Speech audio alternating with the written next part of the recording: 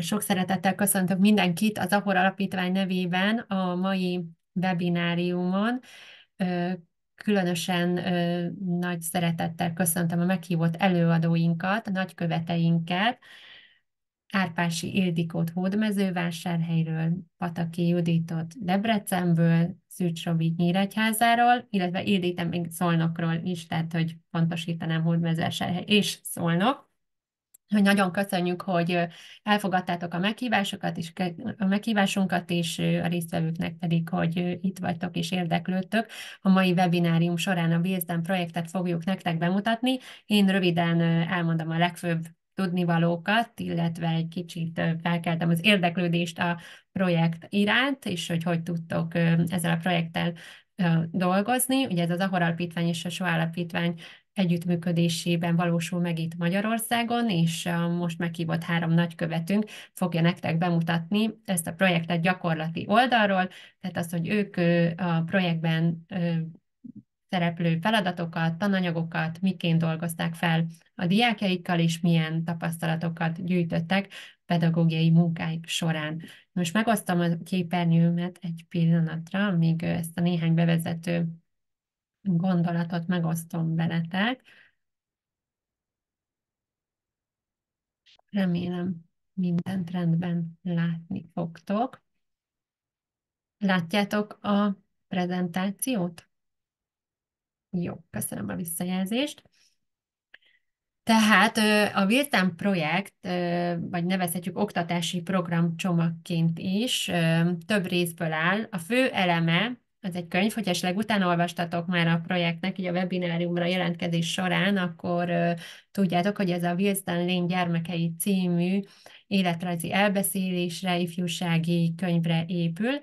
Ehhez kapcsolódik, tehát a könyv feldolgozása, ez egy videóinterjús tanári segédanyag, valamint ingyenesen hozzáférhető feladatok a Dél-Kalifornia Egyetem SOA Alapítványának az oktatási platformján, az iWitness felületen, és további multimédiás anyagok is elérhetőek a könyvhöz kapcsolódóan. A könyvről csak röviden, hogy ez egy életrajzi elbeszélés, a szerző Mona Golabek édesanyjának, Liza Jurának a története, aki a történetben egy 14 éves zsidó fiatal lány, akinek a zenei tehetsége nagyon korán megmutatkozott, ám az életüket ketté törte a holokauszt, és Liza még a holokauszt, illetve a második világháború kitörése előtt néhány hónappal még a Kinder Transport program segítségével el tudott menekülni Bécsből Londonba. Ugye ez egy szervezett mentőakció volt, amelynek keretében az Egyesült Királyságban több ezer, többségében zsidó gyermek tudott megmenekülni és élte túl a holokausztot, főként német, osztrák, cseh, lengyel területekről menekítették ki őket, és ez a történet, ez egy univerzális történet a bátorságról, túlélésről, a zene erejéről, arról, hogy Liza hogyan ragaszkodott az álmához, és hogyan élte túl a holokausztot, és hogyan segítette őt ebben a zene. A könyv feldolgozásához egy nagyon részletes tanári segédanyag is kapcsolódik, egy videóinterjús tanári segédanyag. Itt látjátok, hogy ez főként a 10-15 éves korosztályt célozza meg. Ez abszolút adaptálható, variálható feladatokat tartalmaz a korosztálynak, a tanulócsoport igényeinek megfelelően. Tartalmát tekintve találtok benne kérdéseket, módszertani ötleteket, készfeladatokat, videóinterjú részleteket, és ez a könyv több szempontú feldolgozását teszi lehetővé, hogy különböző forrásokkal sokkal dolgozhattok a munkátok során, az irodalom, zene, a személyes történetek összekapcsolása révén a holokausztról való oktatás, az egy abszolút új megközelítésbe kerül. El fogjuk nektek küldeni ezt a tanári segédanyagot, de csak gyorsan, hogy lássátok, hogy tényleg ez egy elég nagy lélegzetvételű és nagyon sok részlete kiterjedő anyag. Látjátok, hogy egyes szakaszokra van bontva a könyv, és az egyes fejezetekhez kapcsolódnak kérdések, a tanulók is megfogalmazhatnak kérdéseket, és minden egyes szakasz ugyanúgy épül fel, most csak így lejjebb görgetek, vagy lássátok. Látjátok itt a tantervi kapcsolódást is, hogy ahogy mondtam az előbb, egy több szempontú megközelítés érvényesül a segédanyagban is, tehát abszolút használható magyar nyelv és irodalom, etika, történelem, énekzene, vizuális kultúra és digitális kultúra tantárgyakhoz kapcsolódóan is. És akkor itt látjátok, hogy szakaszokra van bontva a történet, és látjátok a szakasz összefoglalóját, és minden egyes fejezethez kapcsolódnak kérdések, esetleg fogalommagyarázat, a diákok fogalmazhatnak meg kérdéseket, vannak kapcsolódó interjú részletek, kapcsolódó zenei elemek, illetve a történelmi kontextust is minden egyes fejezethez vagy szakaszhoz kapcsolódóan megtaláljátok.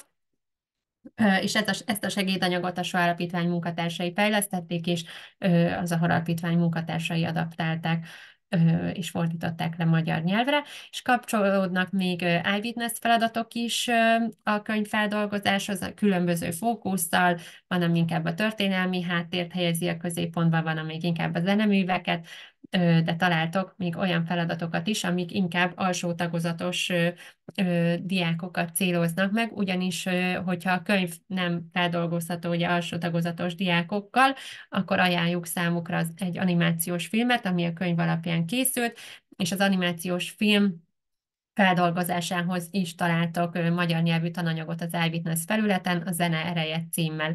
És még ajánlom figyelmetekbe, hogy a könyvet Mona Golabek egy színpadi előadás során is feldolgozta, illetve bemutatta, előadta, aminek a részleteit jó szívvel ajánljuk esetleg holokauszt emléknapi megemlékezés során, vagy olyan diákokkal, akik olvasási nehézséggel küzdenek, vagy esetleg időhiány következtében nem tudjátok feldolgozni a teljes történetet, de egy-egy részletet kiemelnétek belőle. És hoztam is egy példát, hogy értsétek, hogy mire is gondolok, és el is neveztem, hogy találkozz a szerzővel, itt látjátok Mona Golabeket, és azt hiszem nem osztottam meg a hangot, de egy fél pillanat, és megosztom, és akkor hallani is fogjátok, közben mondom tovább, tehát, de megosztottam, jó?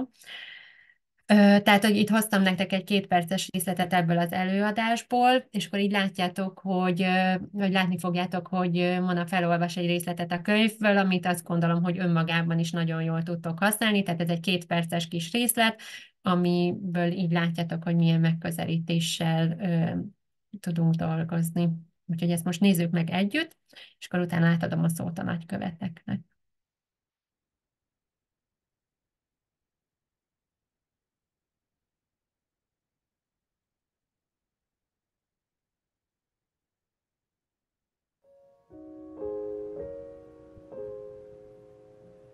Hello, I'm Mona. I'm a pianist. I'm also an author. I wrote a book. It's called The Children of Willesden Lane because I wanted to share the story of my mother's life. Her name was Lisa. There were so many amazing things that my mother told me about her life. One of them was what I call the decision. You see, she grew up in Vienna in the 1930s, and there were laws against the Jews, and a desperation set in. And now families were trying to save their children. So in this passage, you discover that there's only one spot, and the Jura family, Lisa's family, had 3 daughters. Lisa crept out of bed and stood in the hallway. She heard the words Holland and England. They're not letting Jews out of Vienna, her father said, but they're allowing some trains to take Jewish children. Hundreds have already gone, and parents are fighting to get a spot on one of those trains. Trains are taking children away from us? Going without their families? Her mother said. Malka, you must hear me. There's only one place for one child right now. We must send Lisa or Sanya. Rosie's over 18. She's not eligible. One of our daughters can be safe. We must do this. And the next morning, Malka, my grandmother, said the following. We've made a decision. We're sending you to England. We would like to send all of you, but we're forced to choose only one. You are strong, Lisa. You have your music to guide you. We'll send you first. Then we'll send for all of you.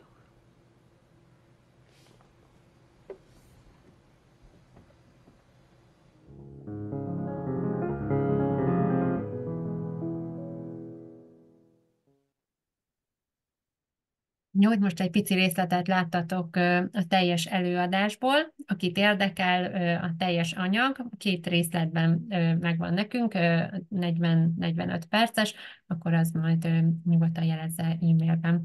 De ezeket a néhány perces részleteket is el tudjuk küldeni, de megtaláljátok az iWitness felületen is feladatba ágyazva, úgyhogy mindenképp ajánlom figyelmetekbe, hogy amikről most a kollégák fognak nektek beszélni, nézzétek majd meg, szabadon hozzáférhetőek ezek az anyagok, úgyhogy át is adom a szót. Először Pataki Juditot szeretném megkérni, hogy mutassa be, hogy hogyan dolgozott a gyerekekkel a projekt kapcsán. És akkor Judit, légy oszd meg akkor a képernyődet, és akkor én le is nyitom. Köszönöm szépen, megosztom a képernyőt, egy pillanat.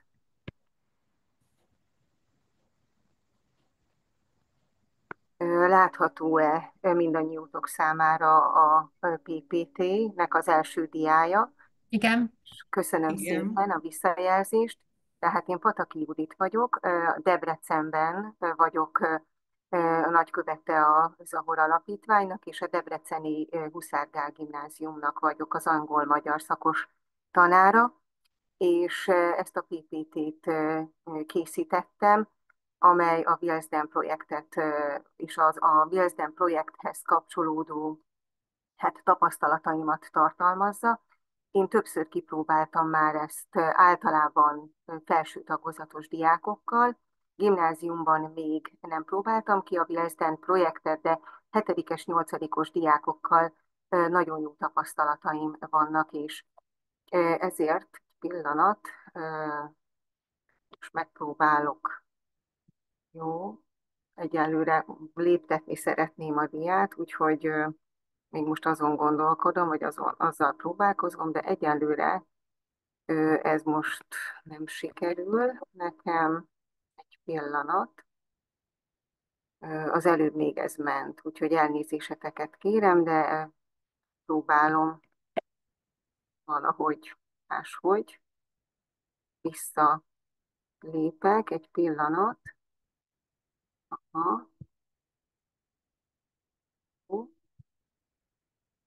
Elnézést. Még egyszer megpróbálkozom vele, hogy azt hiszem. Most megint megosztottam, nem tudom, hogy most sikerül-e tetni a diát, de most nem sikerül. Jó, próbálkozom még tovább, hogy lehet, hogy akkor nem diavetítéssel, hanem máshogy fogom tudni megosztani. Jó, így fogom tudni, nem tudom, hogy így látszik-e. Így látszik, csak sajnos akkor a mellette levő diák is látszanak, hát így sikerült ezt most abszolválnom. Pillanat. Jó. Az első dián, ami a cím után van, ezt szerettem volna, ezt a 3 képet megmutatni nektek, mert ez jól prezentálja azt, hogy itt miről is van szó, ugyanis ez egy regénynek, egy ifjúsági regénynek a feldolgozása, amit mi célul tűztünk ki a diákjaimmal, és Mona Golabeknek a fotóját tettem középre, ugyanis ő a szerzője ennek ez gyakorlatilag egy ifjúsági regény, egy könyv, ami fiataloknak szól, és ezért fontos, hogy ezt a témát egy ifjúsági regény, egy visszaemlékezés, egy túlélő történet formájában ismerhetik meg a gyerekek. És az angol borítóját is ide tettem, hogy ugye ezt angol nyelven is, aki szeretné, meg tudja találni a diákok vagy tanárok közül. Így néz ki az eredeti borító, így pedig az a borító, vagy az a könyv, amit mi a 8-osokkal, illetve még korábban a 7-esekkel elolvastunk, tehát ők is ezt kapták meg az Ahor Alapítványtól. Ott van nálunk a könyvtárban, illetve nálam, egy kölcsönszerződés formájában megkapta az iskola, illetve hát a gyerekek is, ha szeretnék, akkor meg tudják venni. Nekem nagyon pozitív tapasztalataim vannak. A gyerekek nagyon gyorsan elolvasták, és gyakorlatilag felfalták ezt a könyvet, mert nagyon, nagyon érdekes volt számukra, és a következő egy pillanat, amit próbálok. Jó, igen, tehát sikerült. Én is összeszedtem pár gondolatot a szerzőről, mert nagyon fontos azt tudni, hogy akit az előbb láttunk, zongorista hölgy, ő egy művész, és ő az, aki ezt a regényt, ami igaz történeten alapuló, vissza emlékezéseken, és egy családtörténeten alapuló ifjúsági regény, milyen az ő múltja ennek a szerzőnek. Ugyanis ő az ő édesanyjának a történetét meséli el, és amellett, hogy ő megírta ezt a könyvet, nagyon fontos szerepet kap a könyvben is, és a Mona Golabek életében is a zene. Ezért gondoltam, hogy az életrajzából a szerzőnek ezt a pár gondolatot, ezt a pár tényt kiemelem, mert ezek is fontosak a könyv hátteréül szolgálnak ezek az információk. Fontosnak tartottam, vagy tartom azt is, hogy milyen a szerzőnek, a főszereplőnek és az olvasónak a viszonya ebben a könyvben.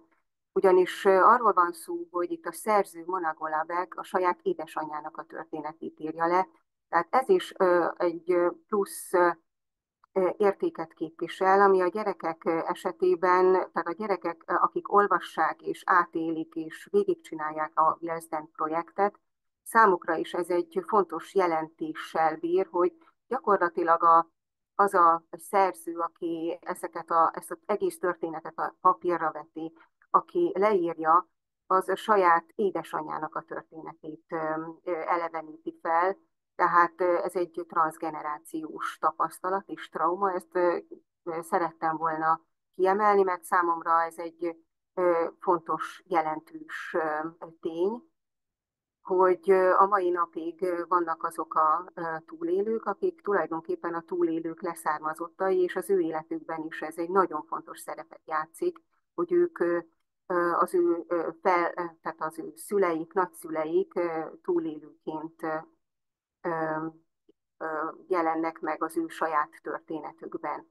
És ez egy fontos érzelmi kapcsolatot is generál, a szerző, a főszereplő és tulajdonképpen az olvasók között is, akik most ebben az esetben 14-15 éves gyerekek.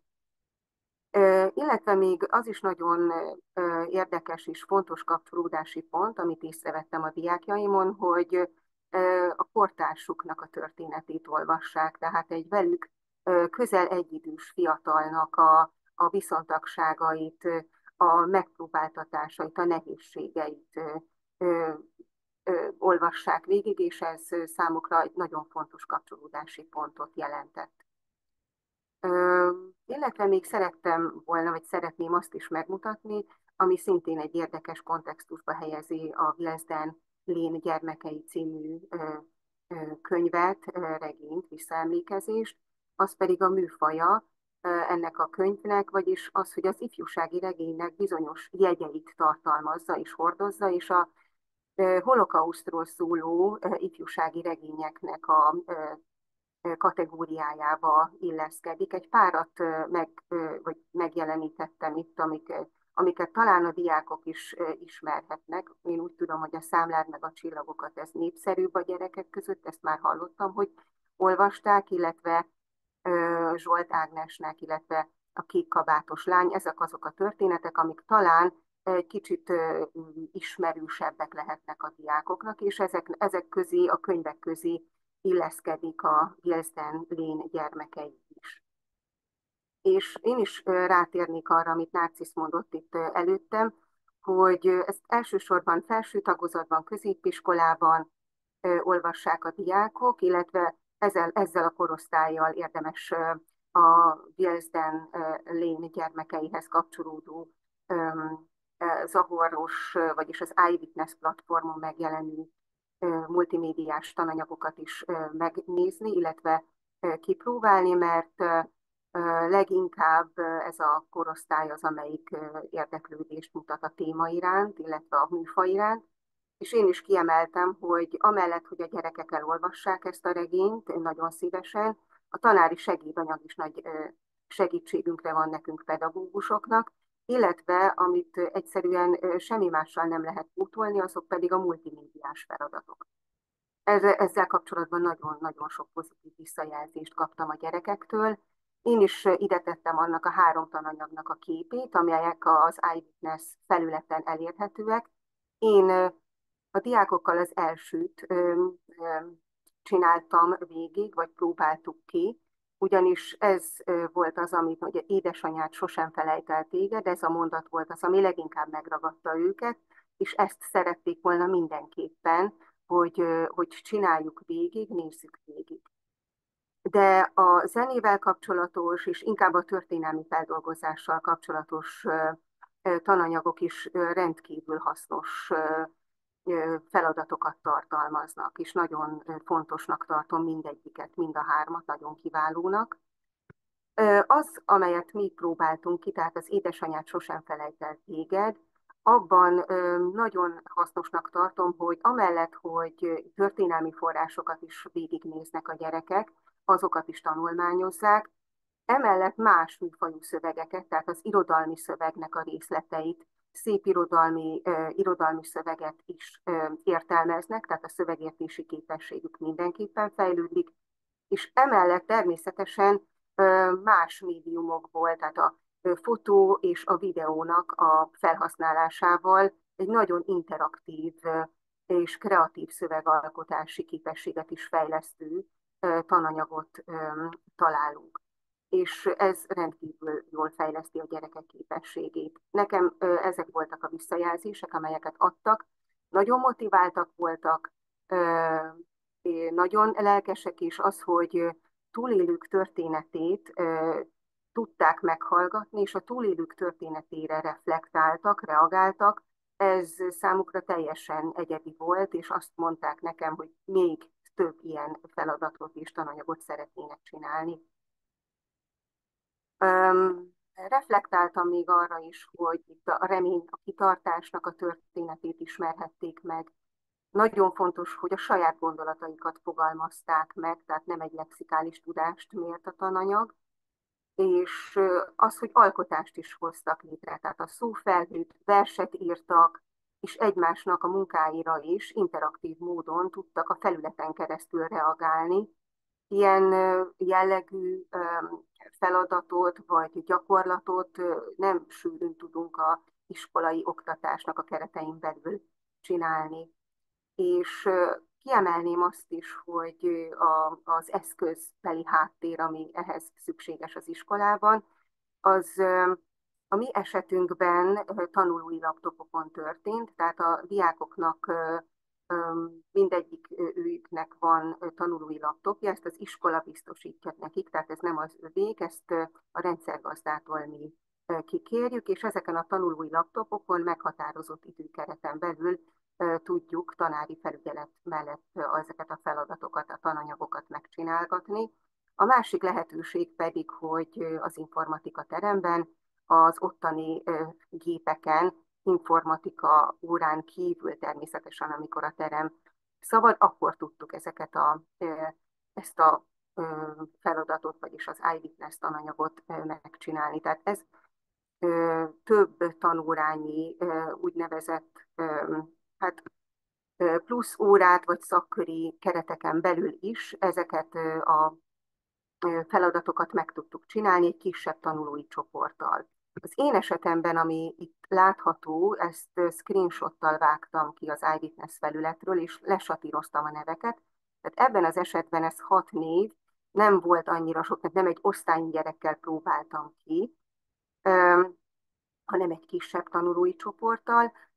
Itt látható például az, hogy én tanárként hogyan tudom monitorozni a diákoknak a teljesítményét. Itt azt látom ezen a felületen, hogy ki hogyan végzett, hol jár a feladatban, és a sárga vonal az azt jelöli, hogy a tanulóknak az egyes tananyagból mennyi feladat van még nekik hátra. És itt azt látom, hogy egyesek már befejezték, és van, aki pedig csak félig tudta befejezni a feladatot, vagy magát a tananyagot.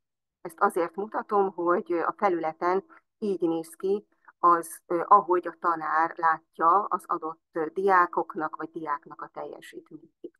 Ez egy másik ilyen kivágott monitor felületrész tulajdonképpen.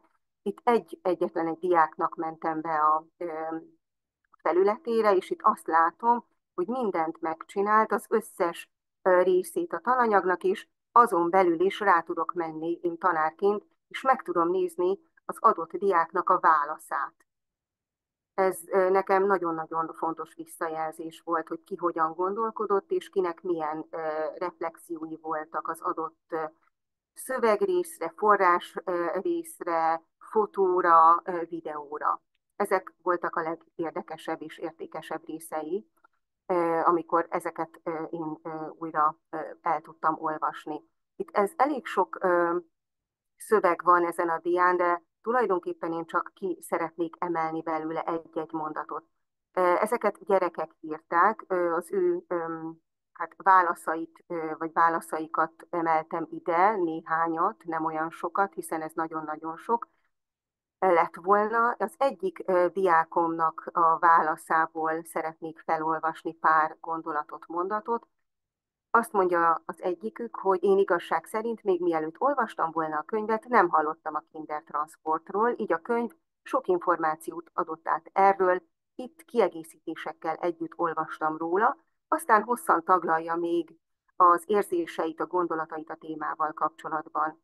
Leírja azt is, hogy milyen kérdések fogalmazódnak meg benne a könyv olvasása kapcsán, a bizonyos részletek forráselemzésnek az olvasása kapcsán, ugyanis azt írja például, hogy megint csak egy mondatot kiragadjak, hogyan lehet az, hogy bár a kristály éjszaka borzalmai november 9-én, 10-én történtek, az első kindertransport mégiscsak 3 héttel később hagyta el Berlint. Tehát itt elkezdenek rajta gondolkodni, elkezdenek mérlegelni, illetve nagyon megérinti őket érzelmileg és minden más tekintetben is a téma. Még egy dia, ami ilyen hosszabb megszólalást tartalmaz, ebben is azt emelném ki például, hogy amikor fotót elemeznek a gyerekek, akkor és el is mondják, például azt hangot adnak a véleményüknek. Ez a diákon például azt írta, hogy ezek a források a kindertransport történetének megértésében segítenek, úgyhogy én ezt eddig nem tudtam elképzelni, ez stb. Nem akarom nagyon hosszan, részletesen felolvasni ezeket a válaszokat. Az utolsó 4 sort szeretném kiemelni, az egyik diákom azt írta, a kindertransport gyerekei ezekkel a gyerekekkel többségében jól bántak, aranyszívvel befogadták, etették és ruháztatták őket, menedéket és megértést, szállást és nevelést kaptak. Bár az igazság az, hogy sokakat elfeledtek, megvetettek és kiközösítettek, de a remény, hogy a rossz dolgok nem emberek, eltűnnek, ma is él bennük. Tehát ez volt egy ilyen összegző reflexió, amit az egyik diák írt a közben, amíg a tananyagot készítettük, csináltuk, illetve közösen egy teremben együtt dolgoztunk rajta. Egy utolsó, vagy az egyik utolsó dia, amit szeretnék hangsúlyozni, az az, hogy nagyon értékes részének tartottam a tananyagnak, hogy egymás gondolataira tudtak reagálni a diákok. Tehát ez szerintem egyedülálló, ugyanis egymásnak a verseire, egymásnak a mondataira, kis rövid fogalmazásaira is tudtak reagálni, tudtak egymásnak úgymond üzenetet küldeni. Itt például az egyik diákom szintén azt írja, hogy tetszik a versed, a kindertransport során sok gyerek ehhez hasonlóan merített reményt és látta a háború végét. Tehát ez, ami szintén egyedülálló és nagyon fontos, hogy ilyen módon is tudnak egymásnak úgymond üzenni, és nem csak a tanártól kapnak egyfajta véleményt vagy reflexiót, hanem egymástól is. Amit még ide tettem, Dia, az egyfajta ilyen plusz információ, vagy egy érdekesség. Abban abban a tananyag, iWitness tananyagban, amelyet mi kipróbáltunk a gyerekekkel, amit végigcsináltunk, abban az egyik videó interjúnak az alanya az Vera Gissing, és azért érdekes az ő személye, mert ő is írt egy könyvet, egy visszaemlékezést a saját tapasztalatairól, azért tettem ide ezt a pár fotót, hogy akit érdekel, az utána nézhet, elolvashatja, megvásárolhatja ezt a könyvet. Nem tudom, hogy magyarul megvan-e, lehetséges, hogy nincs, csak angolul hozzáférhető ez a regény. Ennek az érdekessége az, hogy ő Csehországból lett még gyermekként kimenekítve, és erről az tapasztalatairól, emlékeiről emlékezik, hogy ír, vagy tehát mond visszaemlékezést a videó interjúban, és egy másik érdekesség, hogy ez a Vera Gissing pedig Sir Nicholas Winton által megmentett egykori gyermek, akinek az életéről nemrégiben Sir Anthony Hopkins főszereplésével készült mozifilm, és így összekapcsolódnak ezek a történetek. És végül egy pár fotó, hogy egy kicsit így megmutassam ezt is, hogy a diákok ugyan nem nagyon szeretnek fotózkodni, de egy párat azért tudtam fényképezni, ilyen módon, ilyen körülmények között is ilyen jó hangulatban csináltuk a tanulói laptopokon, elnézést, ezeket a feladatokat, egy utolsó kis kép erről. Ezt szerettem volna elmondani, közben besötétedett, úgyhogy nekem nagyon-nagyon pozitívak a tapasztalataim ezzel kapcsolatban. Közben visszaállítom a megosztást, megszüntetem. Nagyon-nagyon szépen köszönjük, Judit. Külön öröm volt a diákok visszajelzéseit is látni, illetve, hogy milyen sok új kapcsolódási pontot fedeztél fel. Nagyon-nagyon jó volt ezeket hallgatni, úgyhogy gratulálunk a munkádhoz, Judit, és köszönjük szépen.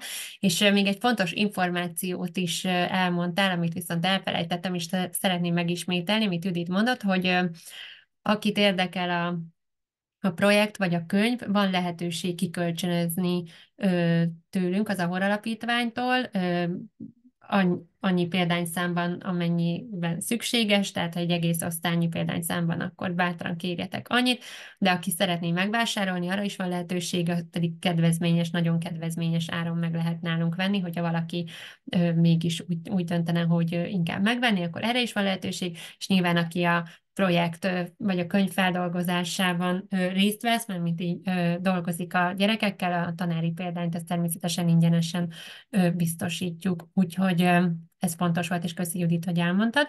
És akkor most pedig átadom a szót Ildinek, és közben én megosztom már a képernyőmet, és Ildi PPT-jét. Ildi, nyugodtan kezdj el bele. Üdvözlök én is mindenkit, Árpás Ildikónak hívnak, történelmi magyar szakos vagyok. Szeptember óta Szolnokon élek, és Martfőn tanítok a Damjanicsban, előtte pedig 23 évig Hódmezővásárhelyen a Gregusban tanítottam. És előre is nagyon köszönöm Náci segítségét a PPT megosztásával kapcsolatban.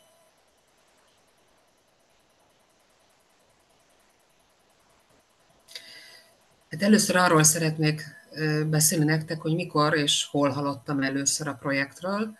2021-ben a videóinterjúk a 21. század oktatásában tanártovábbképzési programhoz kapcsolódóan volt egy találkozó, és ehhez a találkozóhoz online csatlakozott Mona Golabek is, és hát engem lenyűgözött az ő tehetsége, személyisége, és akkor ott elhatároztam, hogy én csatlakozni szeretnék a projekthoz, és szeretném a diákjaimmal kipróbálni.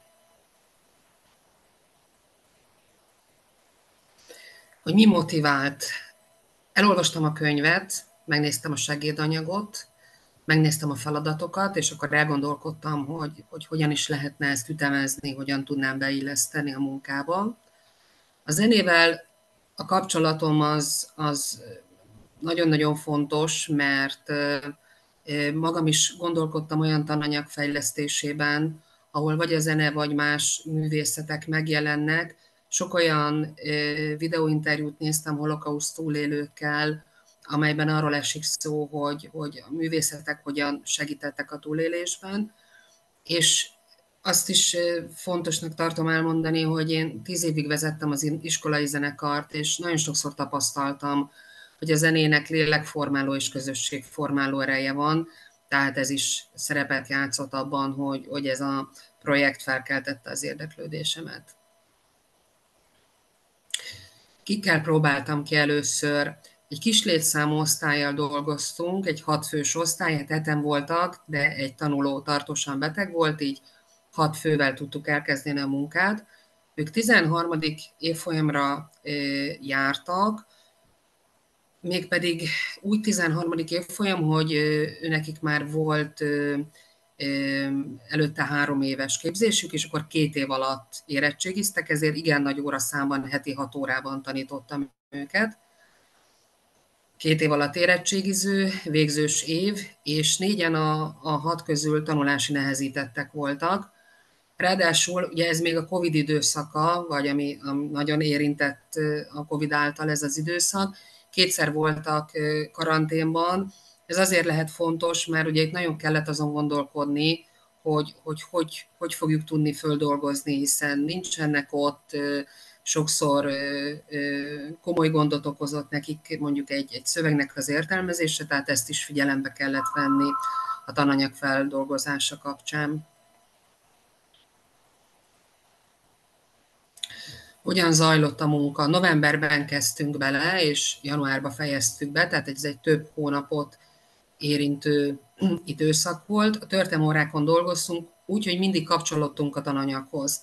Tehát amikor hitleri Németország volt a téma és kristály éjszaka, akkor elővettük a könyvet, amikor a második világháborús eseményeknél tartottunk, illetve a holokausztnál, akkor ismét elővettük.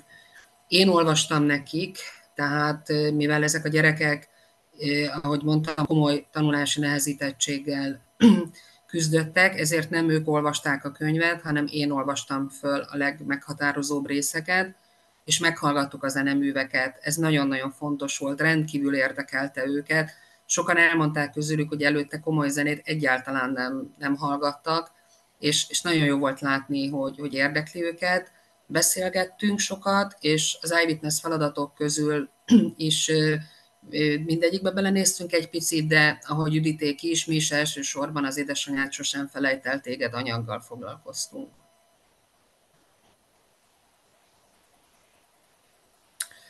Hogyan viszonyultak a feladatokhoz? Rendkívül érdeklődőek voltak, és ami nagyon nagy öröm volt, hogy egy olyan diák, aki egyébként rendkívül csendes volt, és nagyon keveset szólt hozzá egyébként a történelmórákon a bármilyen témához, itt hozzászólt, és ezt nagyon jó volt látni. 5-en oldották meg végül a feladatot, és többnyire nagyon lelkiismeretesen dolgoztak. Nagyszerű volt látni a szófelhőiket, valamint a kérdésekre adott válaszaikat, és hogy mik is voltak ezek a kérdések, ezt is azonnal elmondom nektek. Tehát például a történet mely részei gyakorolták rád a legnagyobb hatást. Hogyan segíthetik ezek a történetek annak megértését, hogy milyen következményekkel járhat a gyűlölet? Hogyan segítik a Kindertransport történetének és hatásának mélyebb megértését? És itt felolvasnék 2 választ nektek, ez egy picit hosszabb, de azt gondolom, hogy érdemes. Az egyik tanítványom azt írta, hogy a búcsúzás része számomra szomorú, de reményteli. Megértjük, hogy a gyűlölet milyen messzire is elbír menni, nincs határ ember és ember között. Segít megismerni azok életét és érzéseit, akik átélték. Egy másikuk pedig azt írta, az elbúcsúzás igen nehéz dolog egy gyermek számára. Én magam sem tudtam volna elszakadni a családomtól, de nekik a helyzet sajnos így hozta. Abban segít megérteni a Kindertransportot, hogy olyan mesélje el, aki részt vett benne, így jobban át lehet élni a történetet, és el lehet képzelni a történteket. A gyűlölet sok rosszat von maga után, a történetekből is látható.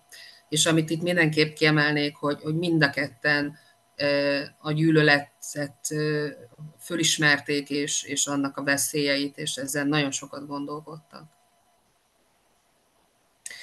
versírás, hát ezzel meggyűlt a csapat baja egy picikét, amiről én azt gondolom, hogy ebben benne van a tanulási nehezítettségük, hiszen az önbizalmuk is kicsi úgy általában, és ezért lehetséges az, hogy nehezebben vágtak bele.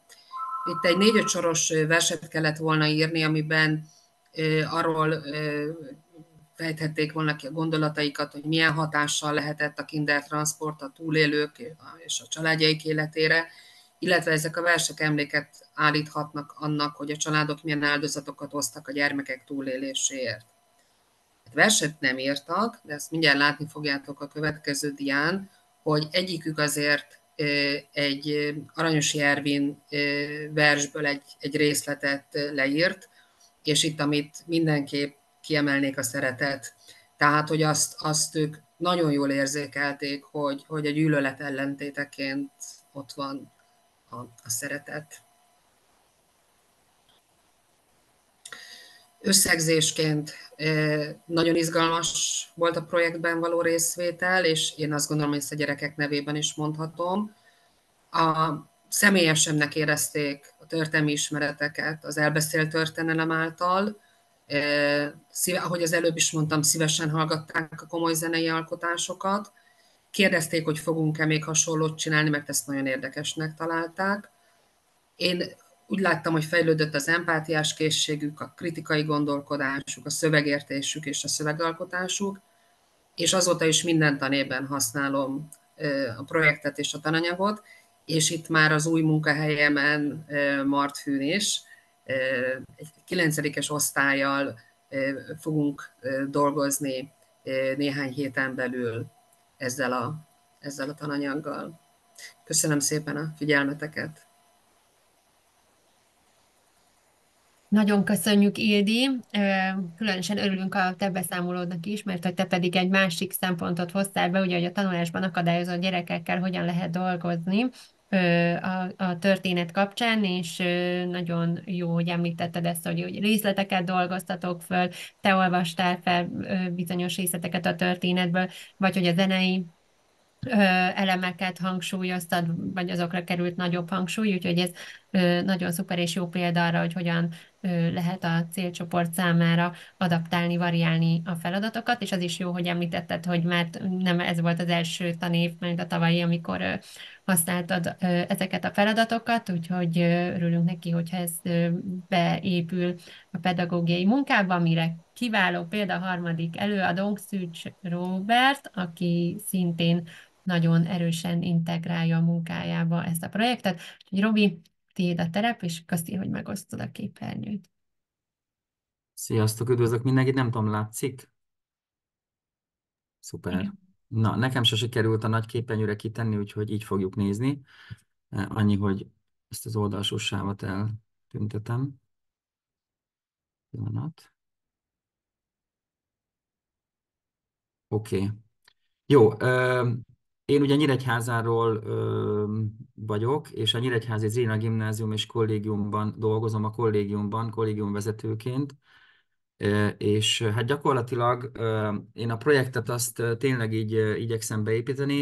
Nyíregyházán az a lényeg, hogy nálunk ugye Arany János program van, és én az Arany János programos gyerekeknek igyekeztem beépíteni hát a hétköznapjaiba, vagyis hát a hétköznapi munkájába. És akkor ezzel kapcsolatban ugye mik voltak a kezdetek, háttér és az AETP az első diámon.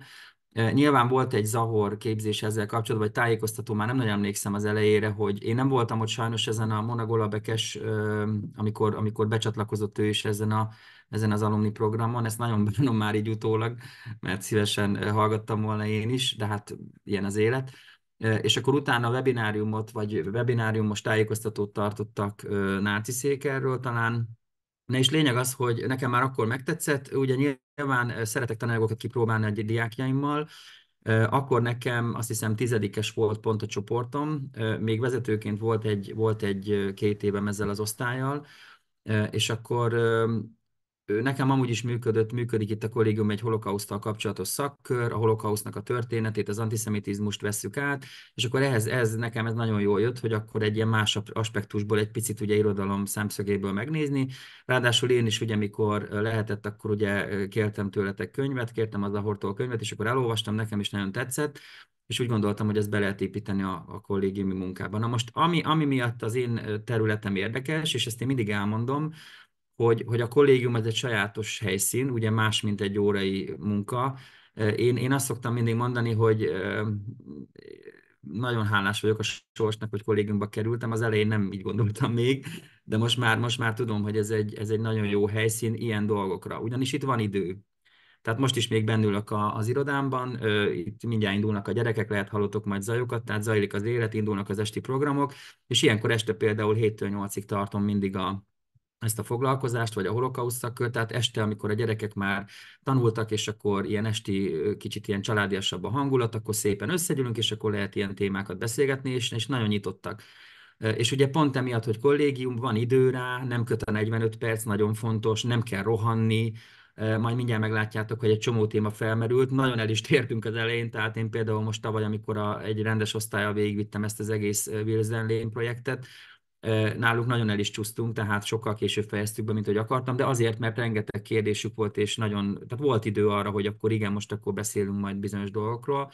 Szóval a lényeg az, hogy a kollégium ilyen szempontból nagyon jó, és ezt én mondom a kollégáknak is, hogy bátran hozzanak be témákat, programokat, és én ezért szeretek tőle, ezért jó kapcsolódni az AOR-hoz, mert ezeket én itt meg tudom valósítani.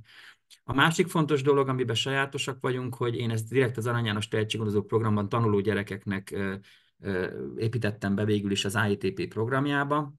Ezt úgy kell elképzelni, hogy az első csoportom az én osztályomból volt egy 10 gyerek, akik holokauszt szakkörösök voltak, és akkor velük csináltuk meg először magát a tananyagot.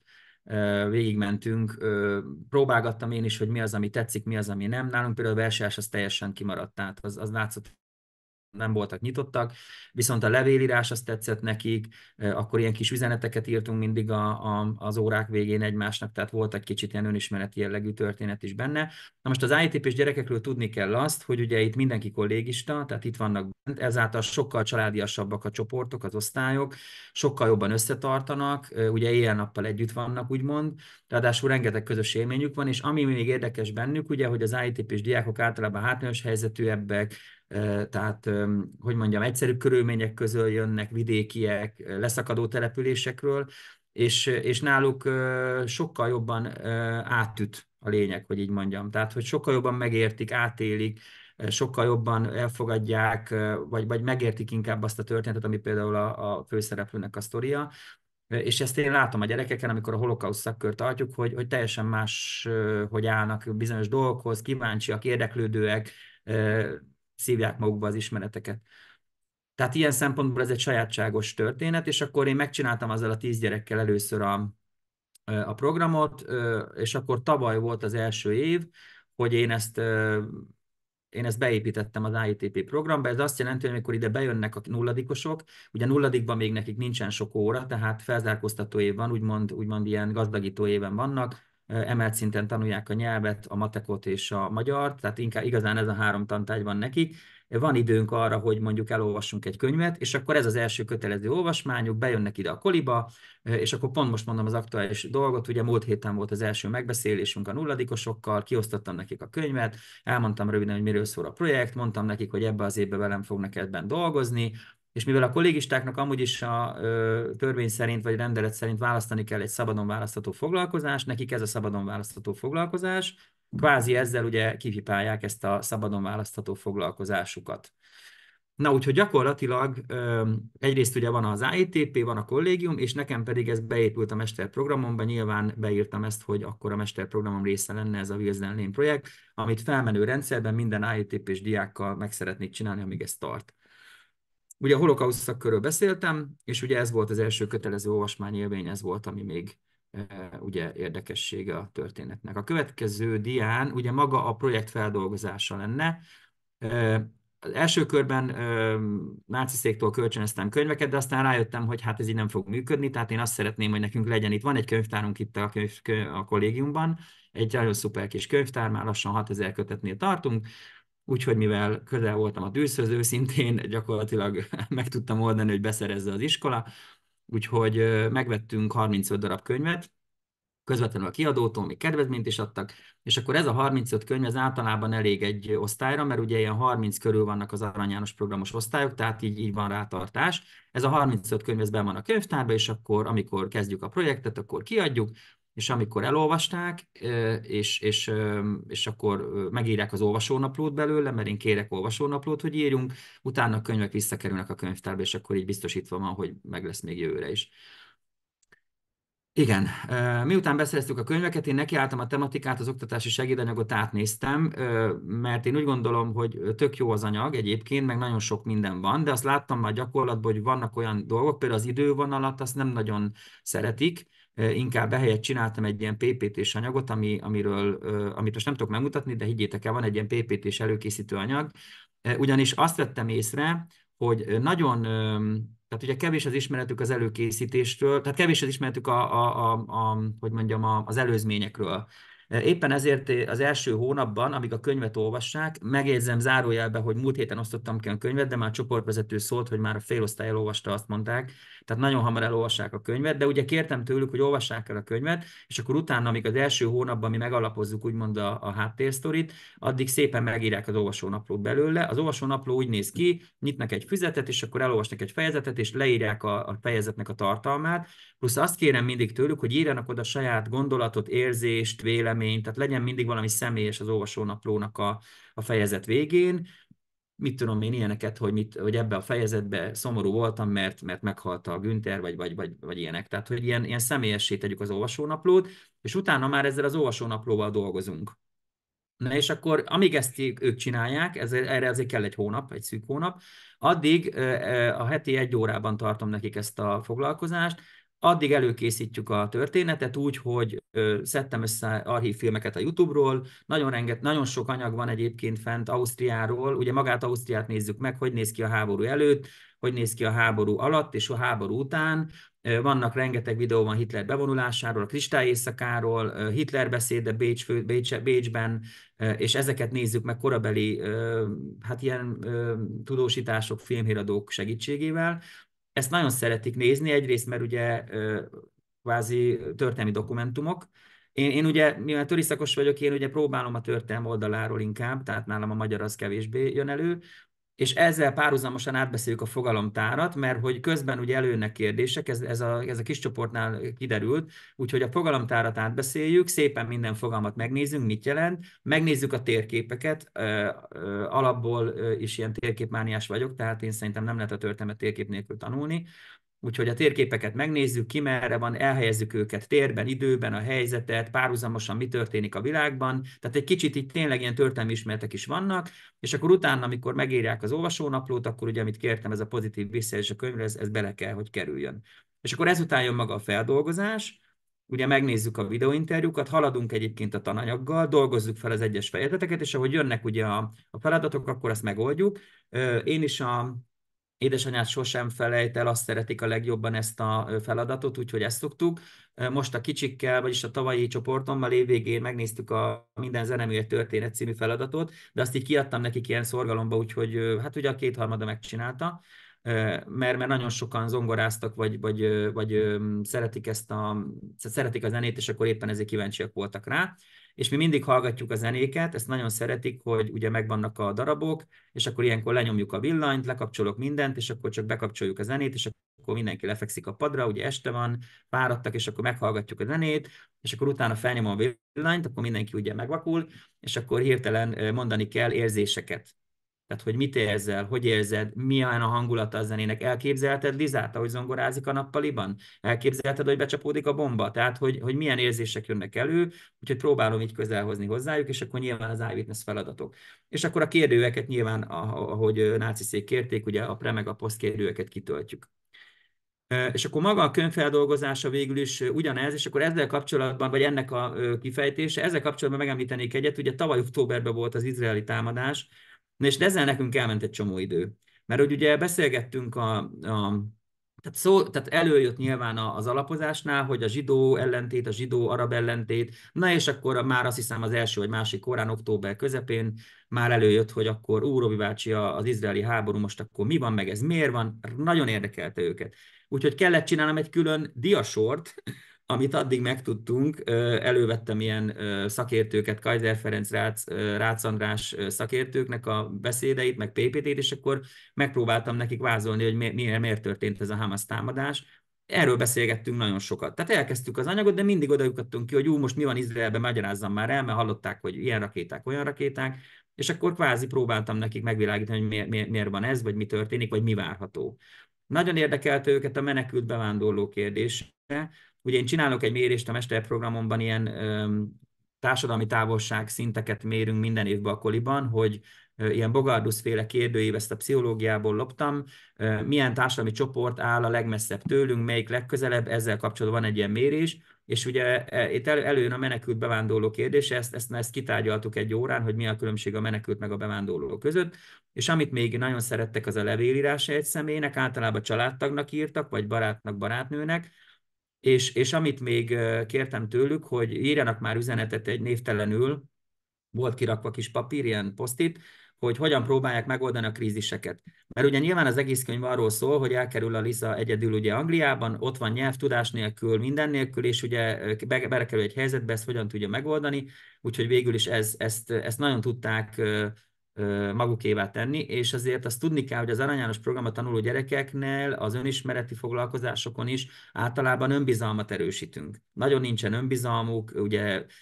alsóbb, vagy hogy mondjam, tehát hátrányosabb helyzetű területekről jöttek, és akkor sok gyereknek ugye el kell hinni, hogy meg tudja csinálni, igen, te ügyes vagy, meg tudod csinálni, és akkor ezekben tudjuk őket erősíteni. Szerintem ezért ad nagyon sokat ezeknek a gyerekeknek, mert ugye látják, hogy egy tényleg megtörtént sztori alapján vannak úgymond rosszabb helyzetbe került emberek adott időszakban, és ő is kvázi végül ugye happy end-el zárul a történet.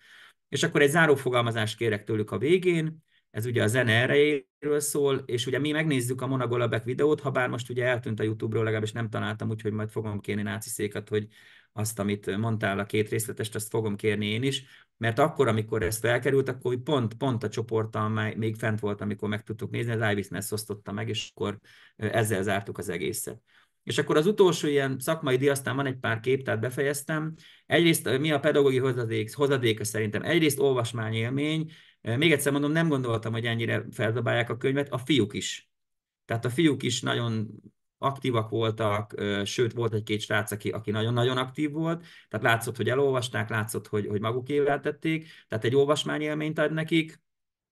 Nyilván ismereteket bővítünk, tehát a kindertransporttal kapcsolatban, holokauszttal kapcsolatban, én mindig összekötöm a holokauszttal nyilván.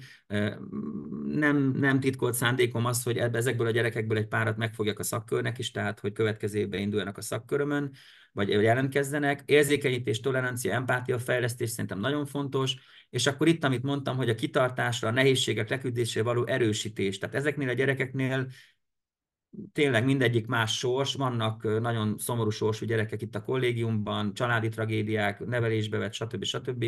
És nagyon fontosnak tartom az önbizalom fejlesztését pontosan ezért.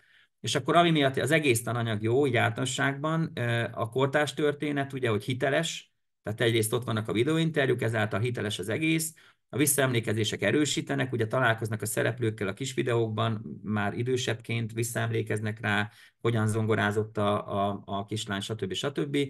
A nyílt beszélgetések, ami nagyon jó, ezt imádom bennük, hogy tényleg bármit lehet kérdezni, és akkor beszélgettünk a zsidó-arab ellentétről, a háborúról, stb. És akkor a pozitív szemlélet és a pozitív élmények, is ez a lényeg az egésznek, hogy próbálom azt nekik átadni, hogy látjátok, ott van Lizának a sztoria, hasonló helyzetben, hogy lehet, hogy összeomlanánk, de ő igenis kitartott, háború volt, bombázták London, de mégis ott volt, és akkor sikert élt el, és itt van, most erről beszélünk, nem tudom hány évvel később, és akkor egy gyerek fogalmazta meg, egy kislány, hogy egyedül Angliában a nyelvet nem beszélve, ő is megoldotta az életét, hogy akkor ő miért ne tudná megoldani. Tehát ez volt, ezzel zárnám, és akkor van egy pár fénykép. Hát ugye ezek, én mondom, ilyen esti órák, tehát így telefon kirakatva természetesen, tehát ki vannak purcanva, úgyhogy megelőztem a jogszabályt, igen. Szóval ki vannak szegények egy kicsit már purcanba, de azért nézegetjük, és akkor ugye dolgozunk a feladatlappal, most éppen nem is tudom, a fogalmakat nézzük, azt hiszem, Ott van mindenkinél a könyv, meg az olvasónapló, és akkor nyilván hát nézzük az interjúkat, frontális oktatás is van. Én úgy gondolom, hogy fontos az, hogy nyilván azért irányítsuk őket, és akkor nagyon szerették ezeket a kis videókat. Google vagy a YouTube fordító tökéletes, tehát nagyon jó fordítást csinál tényleg a YouTube, ez szenzációs benne, és gyakorlatilag minden részt meg tudtunk nézni a Ausztriának a korabeli viszonyairól. Úgyhogy köszönöm szépen a figyelmet, ennyit gondoltam. Nagyon szépen köszönjük, Robi, és nagyon örülünk neki, hogy így harmadik előadóként további új szempontokat tudtál ugye behozni. Egyrészt ugye a történelmi megközelítést, valamint az, hogy hogyan lehet a könyvben megismert történetet a napjaink eseményeivel, vagy a gyerekek életében történt eseményekkel összekapcsolni, valamint nagyon örülünk, hogy ugye a kollégiumi nevelői munka is, valamint az IETP program is szóba került, és hogy hogyan lehet ebben a munkába integrálni ezt a projektet. Úgyhogy bátran ajánljuk figyelmetekbe a könyvet és a könyvfeldolgozáshoz kapcsolódó anyagokat. Akit érdekel, az írjon nekünk e-mailt, az zahor@zahor.hu-n tudtok jelentkezni, és akkor elküldünk egy csomagban minden információt, minden feladat, tananyag elérhetőségét, amihez ingyenesen hozzáfértek, és ahogyan említettük, a könyv kölcsönzésére is van lehetőség. Köszönjük szépen a figyelmet, külön örülünk, hogy más nagyköveteink is követik az eseményt Székesfehérvárról, valamint Hajdúböszörményből, hogy nagyon örülünk nektek, Barbi Júli, és köszönjük mindenkinek az érdeklődő figyelmét és az idejét, hogy erre szánta. Köszönjük, szép estét, jó pihenést kívánunk!